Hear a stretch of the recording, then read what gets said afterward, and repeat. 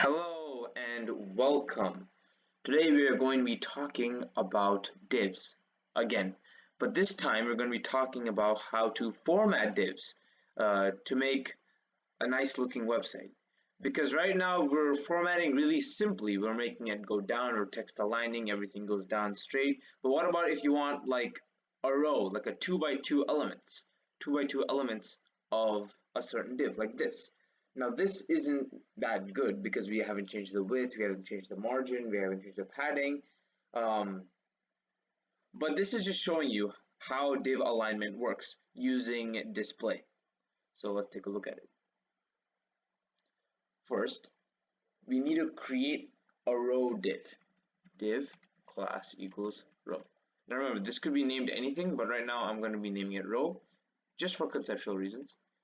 And then inside this row, remember we're making a 2 by 2, we're going to have 2 columns because each row has 2 columns. Equals colon. And then remember to end it off. And then you can use Control C and Control V to copy paste. And you're going to be doing a lot of copy pasting through our HTML, trust me. Okay, now let's add in a few pieces of text in here to make it worth our while. Okay, so right now, as you can see, we have the Tor cat, I believe, and we have the normal cat. And then we have the text as well. We added an image, we added a P, and then we also have this ID right here. Okay, so we haven't talked much about IDs on this channel. Actually, I don't think we've talked about IDs at all. So let's go over it. What is an ID? Well, just like a class defines a div, right? An ID defines any specific element. It could be put on a div, image, paragraph, and whenever you're using a CSS selector, right?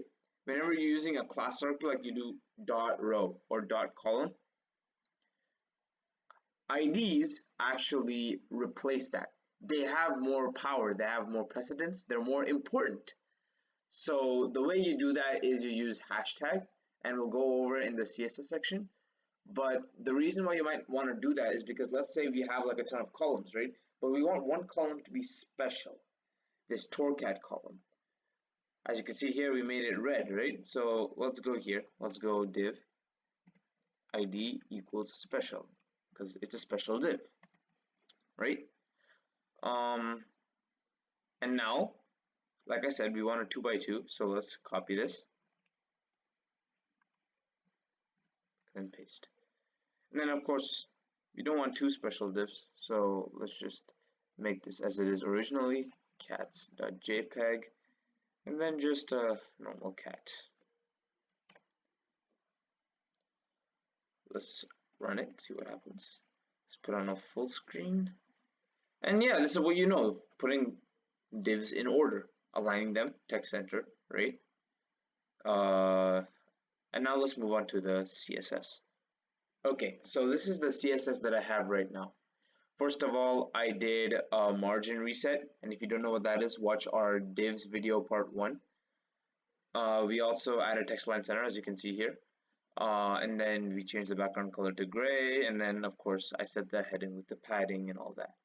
Okay, now I'm going to be showing you how we can create rows and columns using display inline block. Let's take a look. So this is the code for creating the rows and columns. Let's run this and see if it works. To an extent, right? If you put on full screen, it works. There's a few iffy things, and we'll work on that later. But right now, basically what I did was, first of all, I added a padding of 5% here because I want to spread out each of the rows.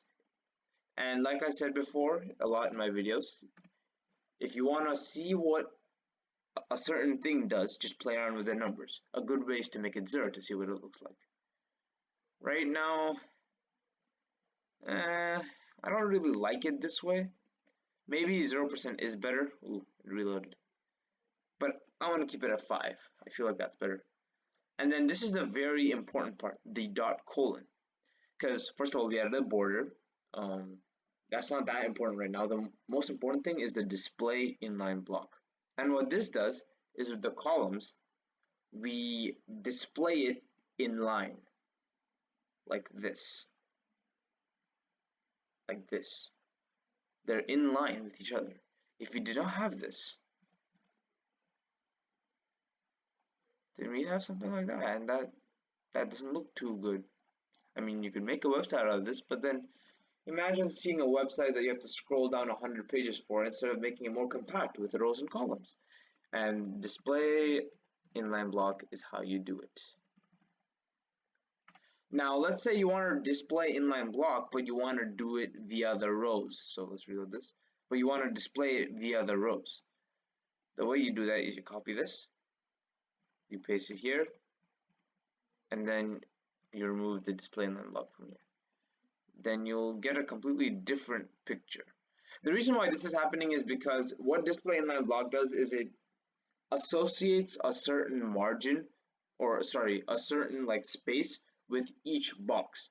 So this one has like a 16%, you know, this one 16%, 16%, 16%. It doesn't add up to 100%, meaning that it's not going to go to a new line.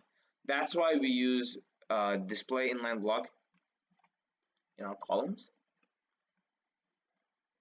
because then we're doing it by column, it displays pretty nicely.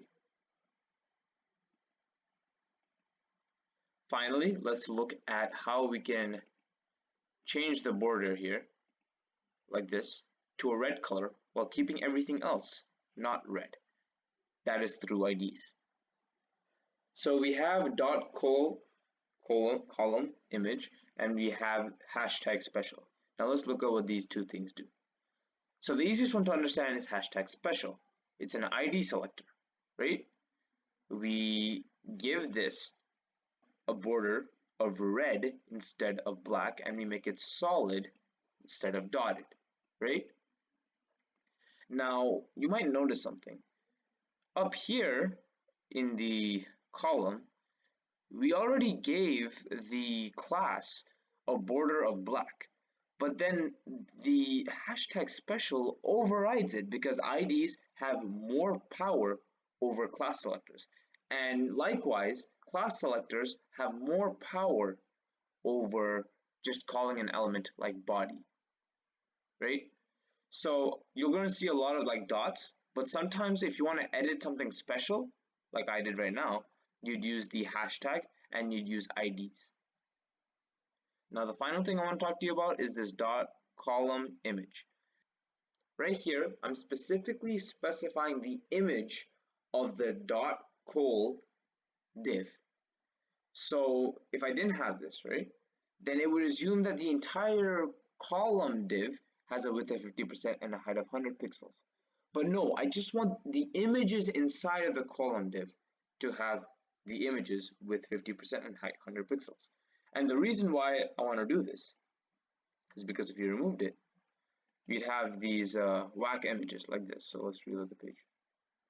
Or sorry, let's read this page. So, you know, the div color is red, but we still have these whack pictures. But then if you do this, everything is really uniform, everything is kind of nice. Of course, you can play around with the numbers like I said. Try to recreate this on your own, but you know, change the width, change the padding, change the margin, make it look nicer than this. If you have any questions, please ask our mentors. That's what we're here for. Go on the Discord and ask us there, or you can ask us in our future workshops. Okay, the next thing you'll probably be learning is borders, if you haven't already, or you can start the project video on creating a catalog. I'll see you next time.